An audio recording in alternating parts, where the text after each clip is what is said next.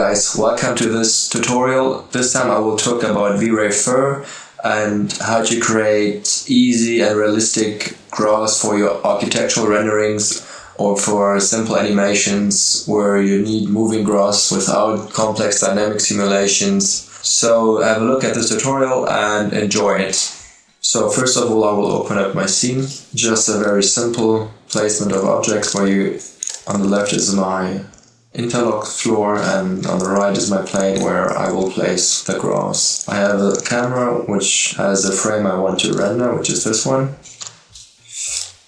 And to make it more realistic, I would like to create an offset on this plane, so it's a more random grass plane. You can easily do that by just moving up your vertices. It will work pretty nice, but there's also a pretty good plugin called Gould's Polynoise, which you can find here on the Creative Crash, and I just use that for my random offset. So you select your plane, change some parameters. This is the lattice field, so it should be rather small. And I just want to create an offset in the Y direction, so I put these to 0, and let's see what that brings us. Okay, just made a very tiny offset, so I increase this number to, let's say, 20. And this looks maybe a bit heavy, so I can just scale it a bit down again, and then it should be fine.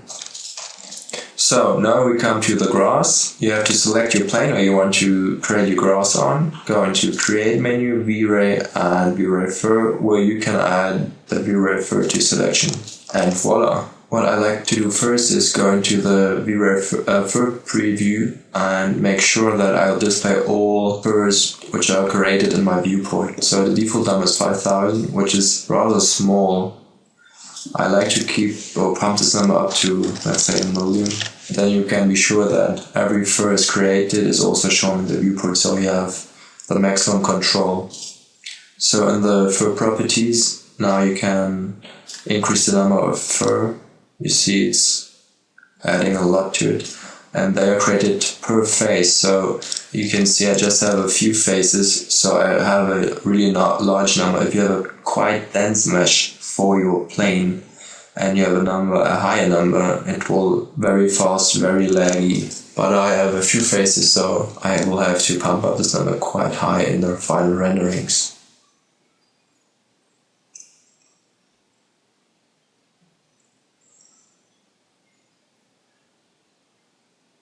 So the first approach would be to create the length for your fur and how much they should be bent.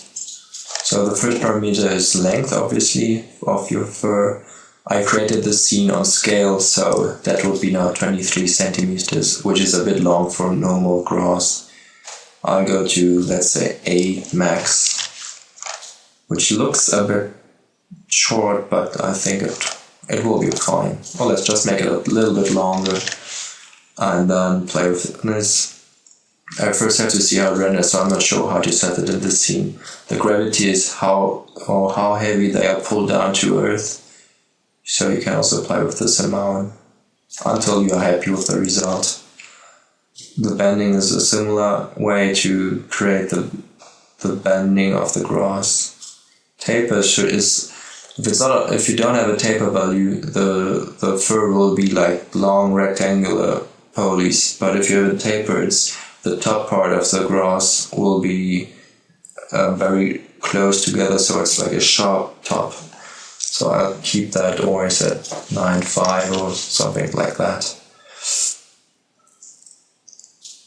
This is how many knots are in a strand. So if you want round grass or smooth grass, you have to amp up this number, but your render time will increase.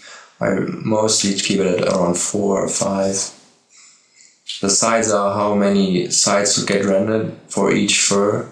So a simple grass has 3 most probably, so I wouldn't put that higher than 3.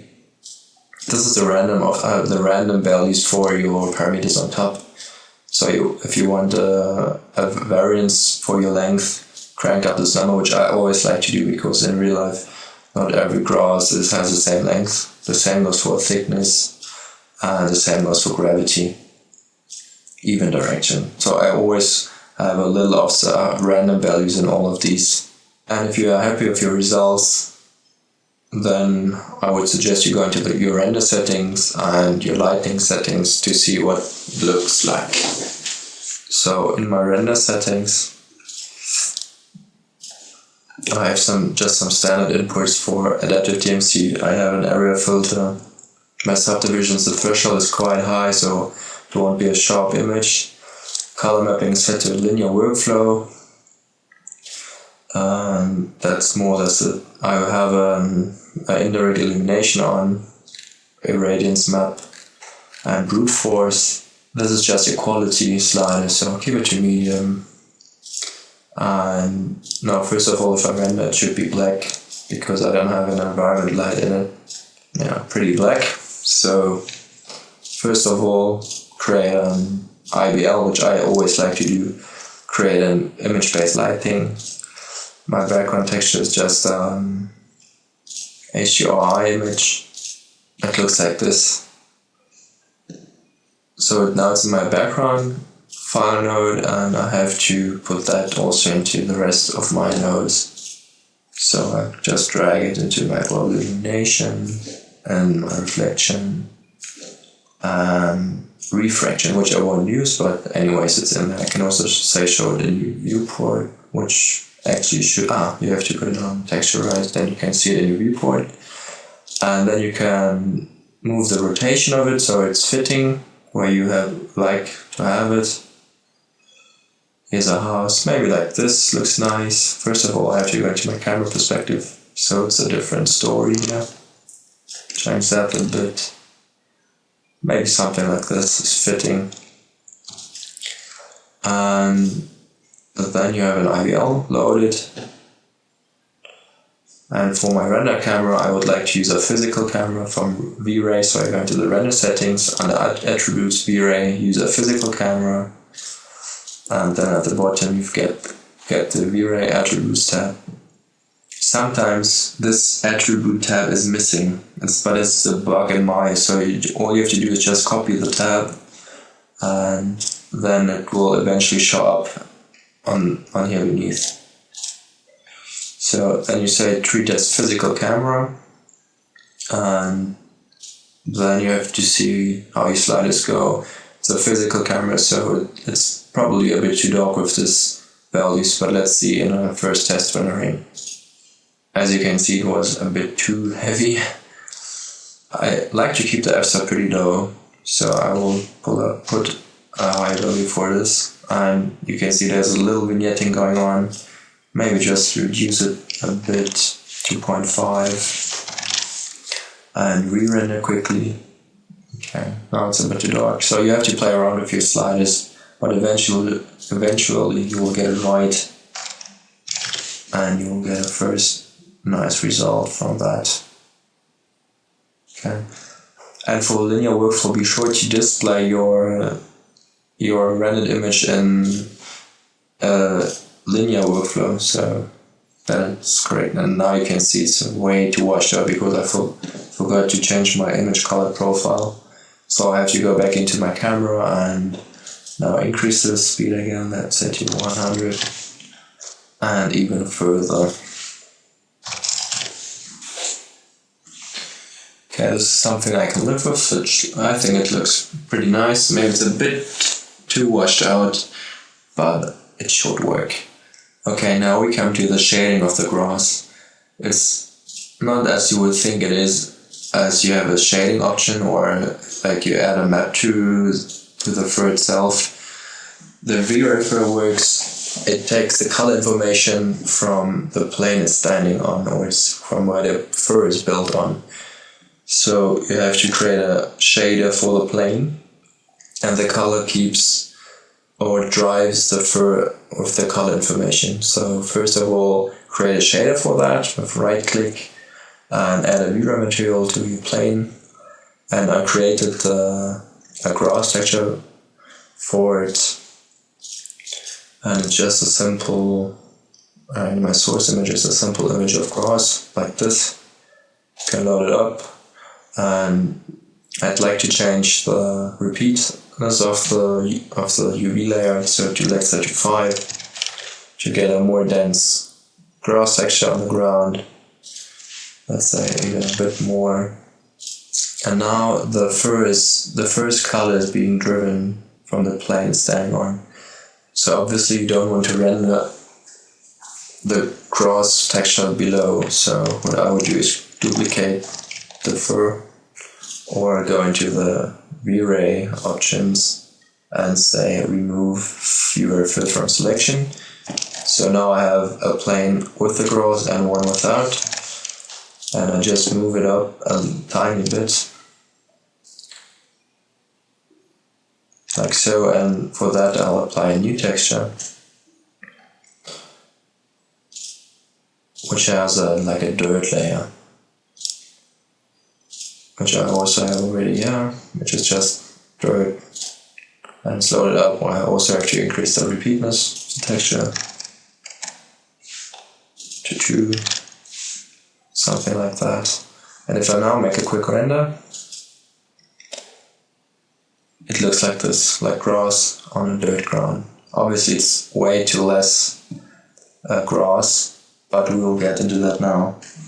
I quickly have to check if my texture input is to linear or to sRGB, but all you have to do is go into the texture in the file node under attributes Vray texture input gamma node, and if you render that again, now it's correct. Now it's like a crispy dark earth. The same goes for the grass texture, which I have in my hypershade, which is not on the screen, but you can see the file node changed. I'll do the same for this one here. And now I should get a more crispy color for the grass, and it got way greener. So now I want to increase my number of grass, so I go into the fur properties and increase this number here. So it's, let's say to 500, or let's say to 1500, and maybe even a bit more. Now it looks nice and dense. Let's see. Okay, this is now how my grass looks like. For my opinion, it's just too thin and it looks almost like hair, which is not correct. So I will have to go into the grass and just change a bit my perspective quickly. Go into the grass settings, and I want them to be thicker. So let's say to 4, and the taper is just too heavy. Let's say to 8.8, and then I just make a quick render of this. Okay, this looks no way better. Maybe now it's a bit too thick, but you have to play around with the parameters until you get it right. Okay, now I'm really happy with the result. And now to create a more realistic effect for the grass, first of all, I would like to create a more random pattern in the length, not only with the variance input here. So you have to click on the checkerboard node and create a ramp node for that, and then you can first see, the first thing you see is that it's been some way driven. It's shorter here and longer here. This is because of this map here. You can also see my viewport, how the length is changing. And if I would say put this to black and this one to white, you can see that black is no hair and white has lots of fur, obviously. So I want everywhere to be fur, so it's white. And in the checkerboard, I assign a new texture to it. And I like the fractal one from Maya. Then you can immediately see that there are some grass patches now. They're a bit too heavy, so I just decrease the amplitude. So you get a nice pattern, a realistic length pattern. And that would be it for that. You can play around with these values for better understanding what it does. Could also quickly create a checkerboard in here, and then you can quickly see what it does. Black is no fur and white is fully fur. If you change this, it's a smaller effect, but you get the idea. So I'd like the fractal in here with a lower amplitude, something like this, maybe a bit lower as well. And then I'd say you have a quite realistic grass patch. And now for the dynamics. You could obviously create a Maya fur or hair and use the wind forces and gravity and all that stuff to create dynamics, but for a quick simulation it works pretty nice with Vray, and it renders also very fast. It would be the same approach as length texture. I would go into the gravity or maybe bend, but let's first try gravity. Also apply a rem to it and delete all other colors and assign a texture for your single color node. I also would go for a fractal, and this time though I would just maybe also change the amplitude a bit and then animate the texture. So let's say I create 500 frames. The first one is at time 0, set the key, so frame 500, set a key, and now you should be able to see a movement, a subtle movement in all my furs, which is for grass. Because it's so short and stiff, it doesn't really have a huge movement. So if you would like to run an animation from that, you will see a subtle movement of your fur, which is realistic enough. You can also put the red dot in different areas like density or your thickness textures to create another random values. But for now, let's see what my render looks like. It renders really fast, like 14 seconds. My render resolution is low and my sample levels are low as well, but it's still very fast. Because it's such a close shot, I miss the depth of field. So first of all, I would create a locator, and place it around here, where you want to have the image to be in focus. The camera is here, so let's say I want this place here to be in focus. Go into the camera, then you can place it a bit better. And then to create a nice focus area, you have to go into the heads-up display and show the object details. So you see on the right corner is 143 centimeters from my camera. So in the render settings under the Vray attributes, you first have to enable the depth of field, and under specify focus you insert the number, which was 143. And 6 subdivisions is always way too low, so I try 32. And for my render settings now, I would like to increase the max subdivisions to something like 10 and lower my threshold to 0.05, which will be now nice and crisp lines, very smooth and sharp. So let's see what the render looks like now. So the render is complete after 1.5 minutes, which is, in my opinion, really fast. Though my resolution is quite small, but it's still very fast for Vray. This grass is also now for an animation, so you could render a few frames and you would see how the grass is moving. So this was my tutorial about Vray Fur. I hope you learned a lot, and I hope I see you on my website and on my Vimeo channel. I will keep you updated over my Twitter feed, so keep in touch and check out my other tutorials on my page. Thank you guys.